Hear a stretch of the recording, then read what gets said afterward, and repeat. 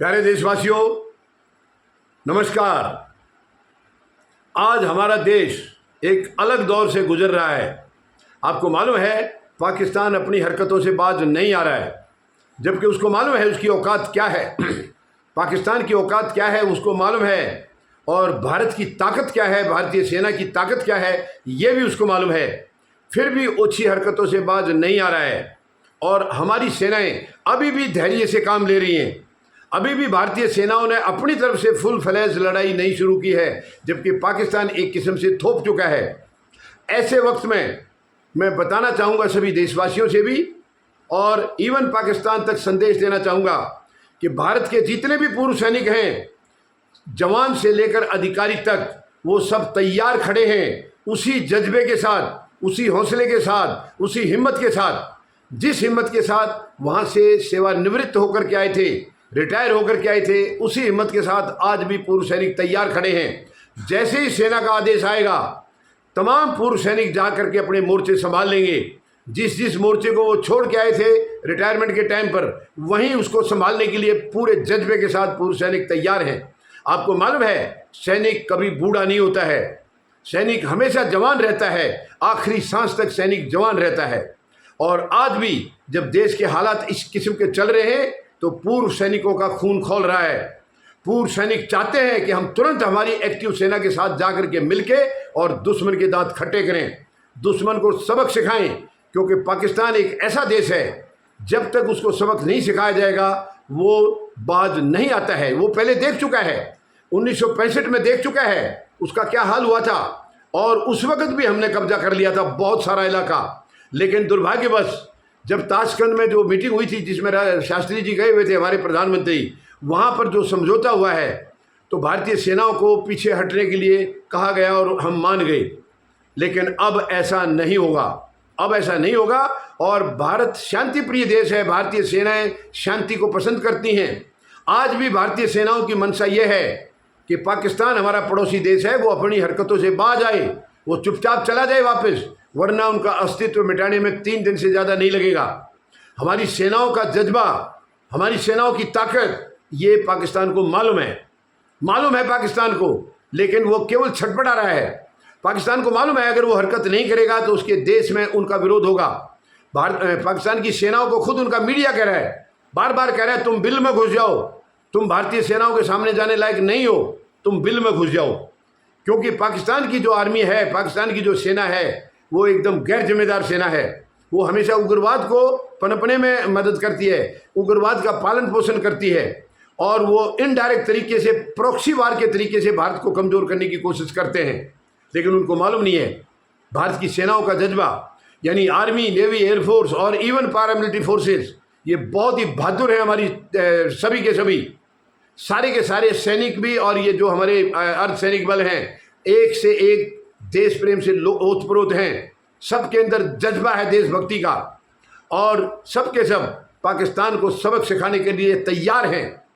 पाकिस्तान को फिर भी चाहते हैं अगर उसमें सद्बुद्धि आ जाए तो वो चुपचाप अपने चले जाएं, पड़ोसी है। भारत नहीं चाहता पड़ोसी तकलीफ में रहे, लेकिन पाकिस्तान की नीयत में हमेशा से खोट रहा है, हमेशा से पाप रहा है। तो ऐसे में मैं यकीन दिलाता हूँ हमारे एक्टिव सेनाओं का मुकाबला तो वो क्या करेगा, पाकिस्तान की सेना पूर्व सैनिकों का भी मुकाबला नहीं कर पाएगी। जो पूर्व सैनिकों में जज्बा आज भी बरकरार है वो उनका भी मुकाबला नहीं कर पाएगी। एक्टिव सेना का मुकाबला तो कहाँ से करेगी। हमारी एक्टिव सेना अभी तक उनको केवल खिला रही है। हमारी एक्टिव सेना ने हमला नहीं किया अभी तक, केवल उनकी जो गंदी हरकत हो रही है, उनकी तरफ से जो हमले हो रहे हैं उनको रोक रही है, केवल अपनी हिफाजत के लिए। हमारी सेना ने अभी तक हमला नहीं किया है, उनको केवल रोक रही है, उनके हमलों को रोक रही है, वो जो गंदी हरकत कर रहे हैं। देखिए हमारी सेना ने 6 और 7 मई को जो हमला किया था, जो अटैक किया था, वो केवल आतंकी ठिकानों को निशाना बनाया था, किसी सैन्य ठिकाने को या किसी सिविल ठिकाने को निशाना नहीं बनाया, जबकि पाकिस्तान बाज नहीं आ रहा है। और मैंने उस दिन भी कहा था कि हमने केवल आतंकवादी ठिकानों को निशाना बनाया, लेकिन पाकिस्तान बेशर्मी से अपने आप को ये दिखाने के लिए, अपने देशवासियों को दिखाने के लिए कि हम डरे नहीं हैं, हम कमज़ोर नहीं हैं, वो हमला करेगा। मैंने कहा था उस दिन हमला जरूर करेगा अपने अस्तित्व को बचाने के लिए, और वो हमारे सैन्य ठिकानों पर और सिविल ठिकानों पर हमले कर रहा है। जबकि ये बहुत गंदी बात है। और भारत केवल अभी तक उनके हमलों को नाकाम कर रहा है। अपनी तरफ से अटैक भारत ने उस ताकत से नहीं किया अभी तक, क्योंकि भारत अभी भी चाहता है कि उसको अकल आ जाए, वो वापस चला जाए, वरना उसका अस्तित्व खत्म हो जाएगा। पाकिस्तान का नाम नक्शे से मिट जाएगा, इसमें कोई दो राय नहीं है, कोई दो राय नहीं है। 3 दिन के अंदर पाकिस्तान का नाम साफ हो जाएगा। पाकिस्तान 65 की लड़ाई देख चुका है, 71 की लड़ाई देख चुका है। 1971 की लड़ाई में आपको सबको मालूम है 93,000 सैनिक इनके, यानी उन्होंने हथियार डाल दिए थे भारतीय सेनाओं के सामने, सरेंडर किया था। उस बात को पाकिस्तान भूला नहीं है, लेकिन वो मजबूर है, आदत से लाचार है। वरना देश के 2 टुकड़े किए थे उस वक्त भारतीय सेनाओं ने। 1971 में बांग्लादेश का निर्माण करके पाकिस्तान के 2 टुकड़े किए थे। ये पाकिस्तान को पता है भारतीय सेना की ताकत का, लेकिन उसकी मजबूरी है, क्योंकि वो देश पर कभी ध्यान देता नहीं है, केवल उग्रवाद पर ध्यान देता है ताकि भारत को इनडायरेक्टली चोट पहुंचाई जाए। लेकिन अब समय आ गया है, अब भारत ये बर्दाश्त नहीं करेगा। पाकिस्तान या तो उग्रवाद को ख़त्म करके एक कमिटमेंट लेकर के देश से, भारत से माफ़ी मांगे और वापस चला जाए, वरना उसका अस्तित्व आज ख़त्म हो जाएगा, अस्तित्व बचेगा नहीं।